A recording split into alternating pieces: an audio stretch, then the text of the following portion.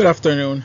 My name is Ernst Isaac, and we're going to talk about the major family of Christian theology. But before we dive in, I just want to tell a little bit about me. My name is Ernst Junior Isaac, and I have been married to my wife Esther for 15 years now.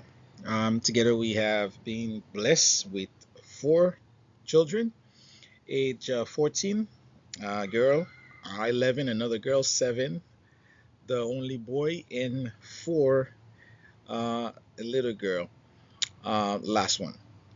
So currently, um, we serve at Pilgrim Wesleyan Church in Philadelphia, and we are pretty much involved in a lot of ministries.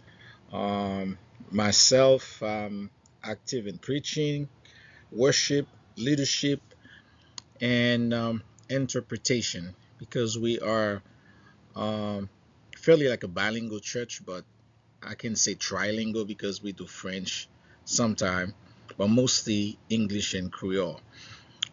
So I help in that department. Esther, my wife, has faithfully served as the children's church coordinator for over 10 years. She really enjoyed doing that. She loves it. Um, and she is now in the process of training a lot of other uh, young people to take a role and then leading role in children church ministry and then creating like other um, programs, BBS and a lot of other stuff, camp and stuff like that. So in addition to her ministry, she is a registered nurse, and me, my professional background is communication engineering. And but currently now, I work as a certified medical and legal interpreter, so for French and Creole. So that's it about me. Today we're gonna, like I mentioned, we're gonna take a look at the major family of Christian theology, and we are gonna referring to uh, the book of Mildred Bangs Wincoop. That's the version that's the version that I have. That's the one we're gonna dive in today. These are the different way Christian have answered the big question. The big question: how does God save us? We'll follow Mildred Bang Wincoop framework to keep it simple and clear. We're gonna try to keep it very simple and clear. The key question through history is how does God save us? Some people emphasize the church um, and sacraments. Others highlight God's sovereign choice, and some focus on grace and human response. Wincoop helps us understand these as branches of one tree. Pretty much, we're all Christian, and then we're all part of a big family. Obviously, we differ in a lot of different things and doctrines, but pretty much, um, we all are looking for the same thing. The family tree, if we want to get into the family tree, Augustine is the foundation of Western theology. Different branches emerge from his work. For example, the Roman Catholicism focuses on sacraments. Calvinism emphasizes God's sovereignty. Arminianism stresses grace for everyone. Wesleyanism developed from Arminianism and highlights restoration and and holiness. So that's sort of like a diagram. As Augustine the roots, and then every other um, you know every other denomination, if you will, like follow. In the Catholic faith, salvation comes through the life of the church. Sacraments such as baptism, communions, and confessions are way God offered grace. That's their belief. In some cases, we heard that they even pray for the dead. Believers work with this grace by living faithfully in the community. That's the Catholic way. It is very sacramental. But if we take a look at if we take a look at the Calvinism, Calvinism highlights God's sovereign action.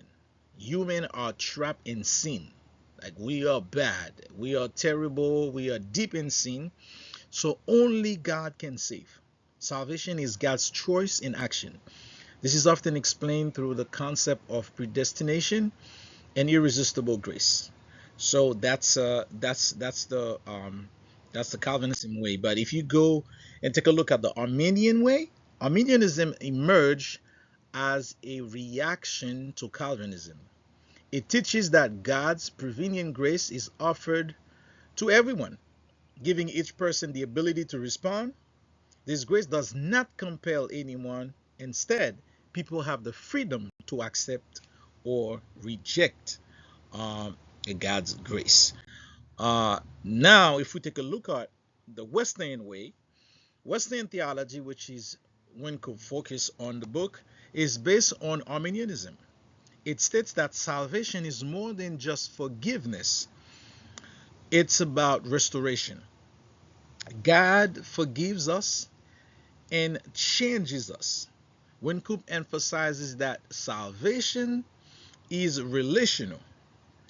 Holiness is love, perfected in our relationship with God and with others.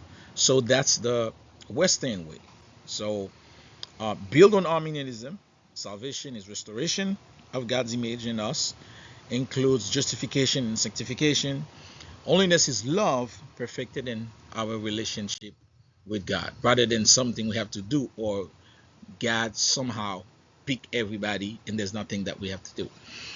Here's the comparison in one glance. If we want to take it like one by one, Catholicism emphasizes that church and sacrament. Calvinism emphasizes God's sovereign choice. And Arminian Wesleyan emphasizes prevenient grace, human response, and transformation and holiness.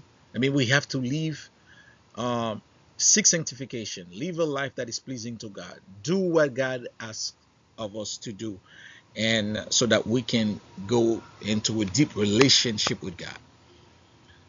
Grace offered to all, human respond, and then after that we have to live in holiness, sanctification. Um, Catholicism emphasizing the church of on the church and sacraments. Calvinism emphasizes God's sovereign choice. Arminian and Wesleyan emphasizes prevenient grace, human response, and transformation and holiness. Wynkoop described Wesleyan theology as relational. Relational. It has to do with your relationship with God. Yes, you have to extend, you accept His grace, you become a son or daughter of God, but you don't just stop there. You have to work with your relationship with God. She explained that salvation is about restoration, where God reshaped us into His image. She emphasizes that love is at the heart of holiness. Holiness is not just a list of rules, it is love made perfect by God's grace. So, if it's a theology of salvation, not just abstract doctrine, your relationship with God. Salvation means restoring us to the image of God. So we become God's children again. But holiness is love perfected. So we committed to work with God. What do we take away? If there's something we can take away, all these families are trying to answer the same big question. Wesleyan stressed that grace is for everyone. We must respond, and God's goal is to change us for the better. And that makes this more personal and practical. Which of this path resonates more with your experience of God? Where have you noticed God restoring you? Which view of salvation helps you the most, and why? How have you noticed God's restoring work in your life? I think that's a question for all of us, um, to answer. In 1 Peter 5:10, we read, "And after you have suffered a little while, the God of all grace, who called you to his eternal glory in Christ, will himself restore, confirm, strengthen, and establish you." Wynkoop reminds us that theology is about our relationship with God, not just belief. Western theology encourages us to live in God's restoring grace and to experience perfect love. I'm going to leave you with Philippians 1:6. "And I am sure of this, that he who began a good work in you," in all of us who knows him, "will bring it to completion at the day of Jesus Christ." May God bless you.